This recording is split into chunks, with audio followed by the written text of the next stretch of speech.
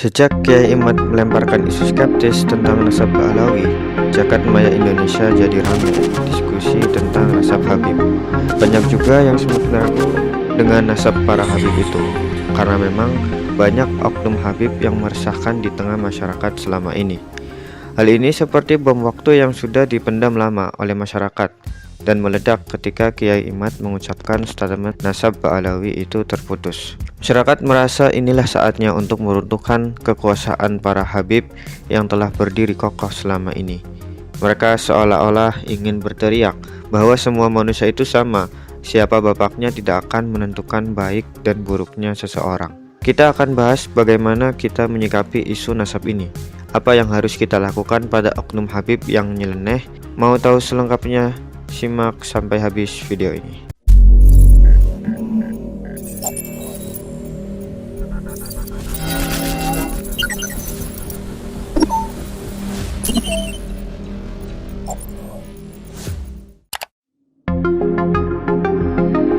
Mereka yang pro terhadap Habib seringkali menggunakan hadis untuk memuliakan Ahlul Bait, yang artinya, aku tinggalkan kepada kalian sesuatu jika kalian berpegang teguh pada sesuatu ini, maka kalian tidak akan tersesat, yaitu Al-Quran dan keluargaku Ahlul Bait. Hadis ini statusnya Hasan Gharib, sehingga tidak masalah jika menerimanya. Hadis ini juga sama secara redaksi dengan dua warisan Nabi, yaitu Al-Quran dan Sunnah. Hanya saja di sini sunnahnya diganti dengan keluarga Ahlul Bait. Jika melihat kitab-kitab syarah dari hadis ini, banyak keterangan tambahan, seperti komentar Imam Nawawi dalam Sahih Muslim Bisyarh An-Nawawi menjelaskan bahwa bukan berarti Ahlul Bait ini menjadi sumber hukum seperti hadis, walaupun secara redaksi itu sama ya, tetapi melainkan ini hanya menunjukkan kemuliaan Ahlul Bait saja. Mereka juga haram menerima sedekah. Sedangkan Al-Manawi dalam kitab Faid Al-Qadir menjelaskan bahwa karena kemuliaan Ahlul Bait jadi mereka haram menerima sedekah. Dan apa yang dimaksud dengan wasiat untuk berpegang kepada keluarga Nabi adalah mereka yang jadi ulama, jadi orang alim dan soleh, bukan mereka yang jadi orang bodoh atau fasik, karena mereka manusia biasa yang tidak maksum dari dosa. Dari sini sudah jelas bahwa mereka Ahlul Bait atau yang disebut Habib di Indonesia ini tidaklah maksum dan hanyalah manusia biasa yang wajib untuk dipegang ucapannya jika mereka golongan Habib yang jadi ulama, bukan dari orang fasiknya atau juga bukan dari orang bodohnya.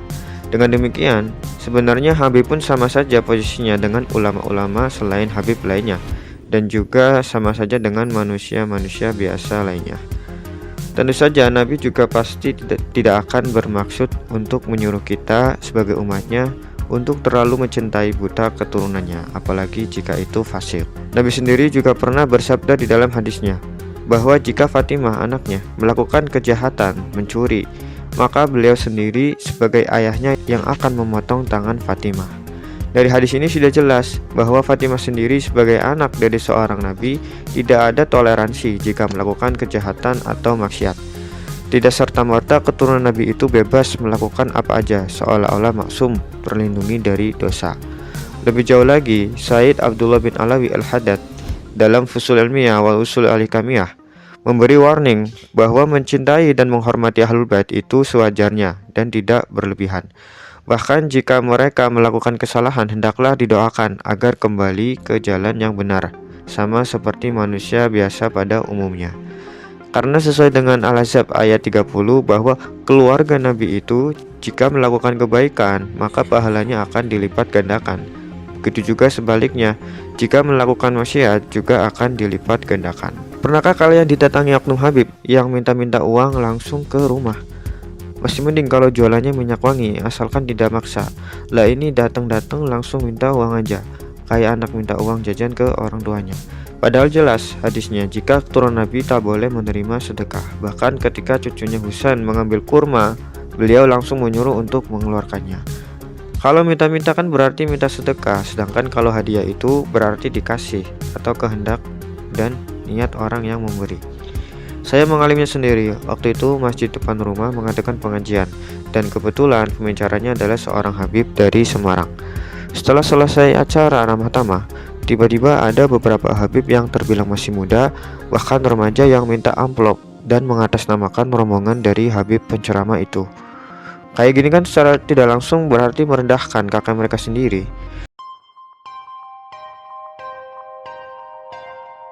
Berdasarkan pengakuan Kiai Imad, tes DNA sudah dilakukan oleh 180 Habib dari Yaman dan hasilnya haplogrupnya G.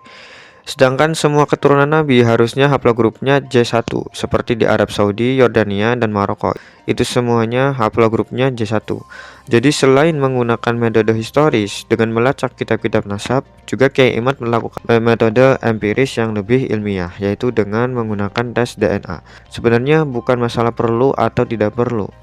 Orang tes DNA hanya untuk memastikan saja. Kalau memang yakin benar keturunannya, pasti tidak akan keberatan. Seperti halnya orang yang dituduh mencuri, pasti akan senang hati digeledah jika memang tidak ada barang yang dicurinya. Yang jadi masalah, apakah mereka siap dengan hasilnya? Bagaimana jika memang ternyata terbukti haplogrupnya bukan berasal dari haplogrup C1? Apakah kalangan habaib di Indonesia sudi menerima hasil tes?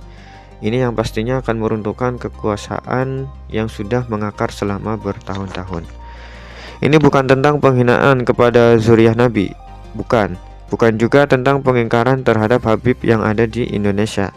Kiai Imad hanya mencoba mempertanyakan kembali apakah benar realitas yang terjadi selama ini itu benar adanya. Apakah memang sebenarnya ada yang ditutup-tutupi? Kembali lagi ke prinsip awal bahwa keturunan Nabi tidaklah masum. Tes DNA juga bukan suntik racun. Jadi apa yang perlu ditakutkan? Kalau mau tes DNA balik ya ke orang-orang non-Habib juga silakan. Mereka tidak mempermasalahkan dan tidak membesar-besarkan. Mungkin di sini ada yang lupa juga bahwa salah satu alasan lagi kenapa harus ada tes DNA adalah justru untuk menyucikan Nabi itu sendiri, bukan malah mengkhianati dan menodai Nabi. Justru dengan adanya tes DNA ini membantu memurnikan dari orang-orang yang hanya klaim mengaku keturunan Nabi. Masalahnya adalah klaim sebagai keturunan Nabi itu adalah suatu yang sakral. Berbeda misalnya jika mengaku keturunan Michael Jackson atau Mike Tyson, itu tidak akan menimbulkan masalah. Belum lagi jika orang yang mengaku keturunan Nabi itu berbuat hal yang negatif, kecuali mereka yang mengaku itu sesuai dengan apa yang Nabi Muhammad lakukan. Tentu ini tidak akan masalah. Sayangnya tidak seperti itu realitasnya. Sebagai catatan akhir, bahkan Quraisy Shihab pun menyatakan bahwa tidak perlu mengklaim sebagai keturunan siapa. Jika memang beneran sebagai keturunan Nabi, maka buktikan dengan akhlak dan ilmu. Ulama sekaliber Quraisy Shihab saja tidak pernah mengaku sebagai zuriyah Nabi, padahal dilihat dari manapun beliau sudah sangat pantas menjadi keturunan Nabi. Boleh setuju, boleh tidak. Jangan berhenti di sini. Sampai ketemu lagi di video selanjutnya.